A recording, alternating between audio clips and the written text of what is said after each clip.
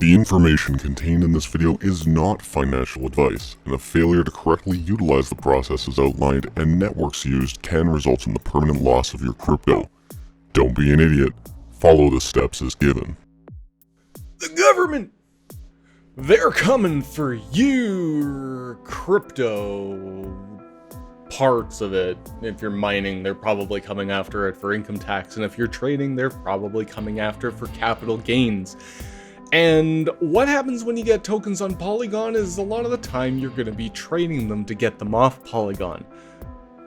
But if you're mining Ethereum into Polygon, you actually can get it off without trading it. And you know what? This is a better way. Keep your money in a wallet. Keep it loose in your pocket. Keep losing, gotta stop it. Keep your money in a wallet. Keep it loose in your pocket. Grab me keys, you might drop it. I've got this feeling. This video is sponsored by AAX, a fast Polygon supporting exchange with extremely low trade fees, withdrawal fees, no KYC requirements for level 1 users, P2P trading, competitive staking, and did I mention very low fees?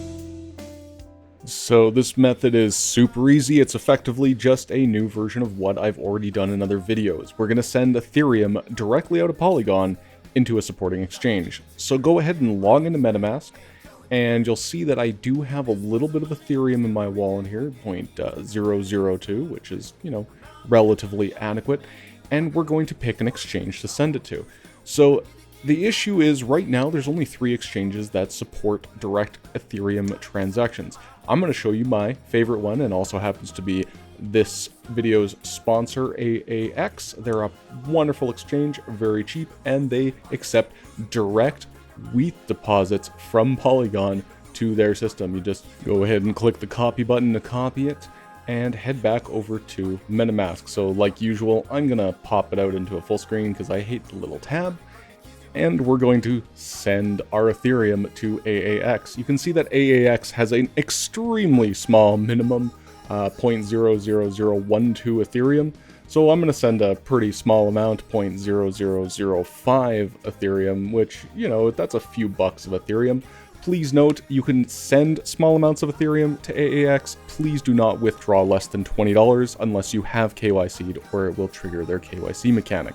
You can see here that I'm paying, of course, very little Polygon fees to move this over, fraction of a cent ultimately, and I wait a couple moments and it is sent. As I mentioned before, there are other exchanges that you can use to send ETH directly to. For Americans, there is Crypto.com.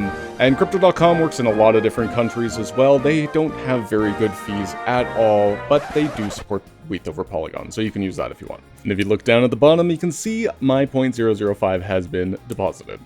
You can also deposit on BitBNS. They accept ETH directly, but I've had nothing but bad luck with them, so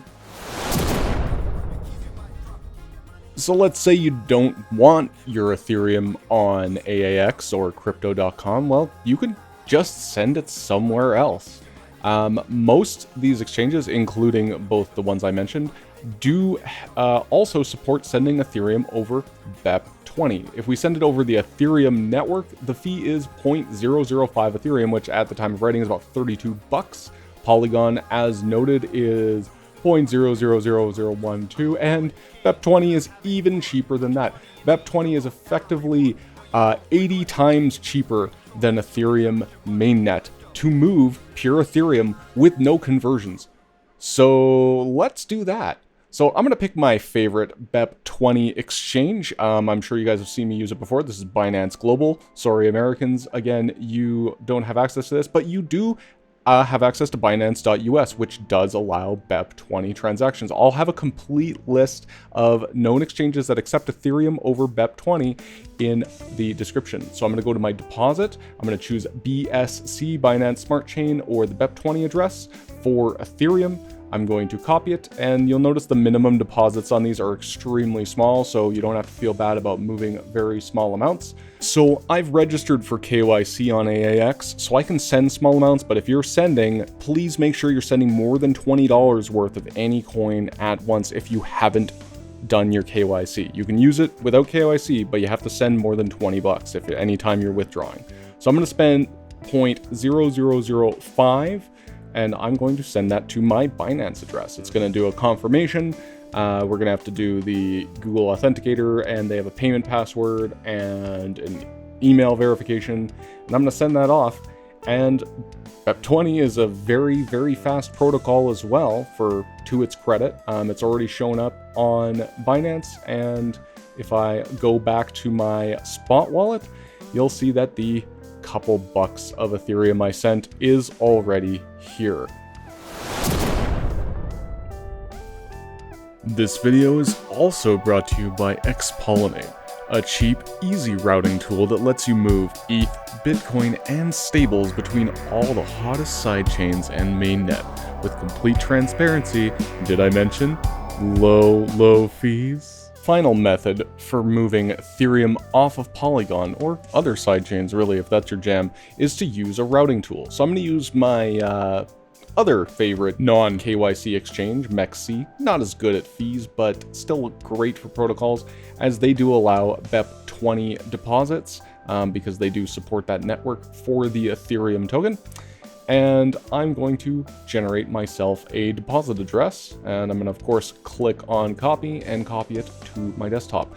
Now, I'm going to use today's other sponsor, which is Xpollinate.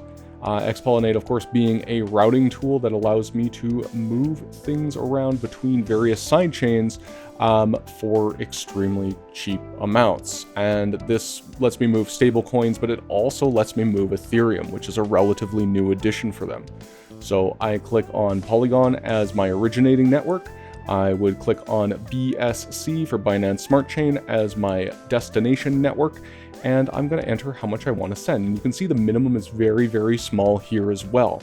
I'm going to send, 0.0011.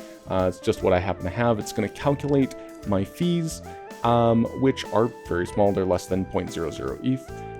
But I'm also going to use a receiving address. So if I click Advanced Options and I paste my MEXC address, it will send it to MEXC. If you don't do this, it'll just send it to your Metamask wallet on BSC. If I click out on total fees, you can see what the actual breakdown in cost is. It's actually 0.003 ETH, or a little less than 0.003, which all said and done is about $1.20 at the time of making this video. So there are other options, and I'd be remiss if I didn't mention them. So Xpollinate's not the only game in town, though they are my favorite. AnySwap.exchange is also a very viable method of moving things around on the sidechain, but their minimums and their fees are much higher. So I can go from Ethereum on Matic, or WETH as it is, to Ethereum on BSC, but as you can see here, their minimum is quite a bit higher. They're requiring 0.006 WETH to send, and their gas fee is relatively similar. It says it's 0.0003, which is about the same cost as what I was sending on the other chain.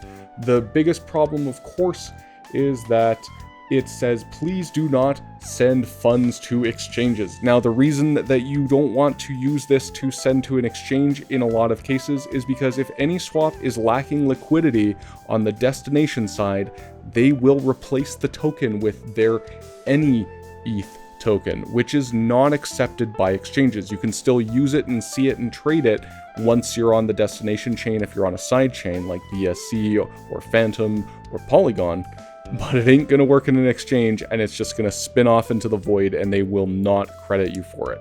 So if you are going to use this, make sure you verify the liquidity on the destination side, or it will not work. With Xpollinate, it will simply just fail if they don't have the liquidity, which, in my opinion, is actually a little nicer. You're not going to get caught with your pants down in that case. So go ahead, enter the amount you want to send. So I'm going to send a little bit more. I'll send 0.0015. It's going to search for a route to my receiving address. And once it finds one, I can go ahead and click on swap, and it will start the transaction. So I've demonstrated this before, but let's go through it again. There's going to be an approval, so you need to approve it in Metamask after you initiate the swap.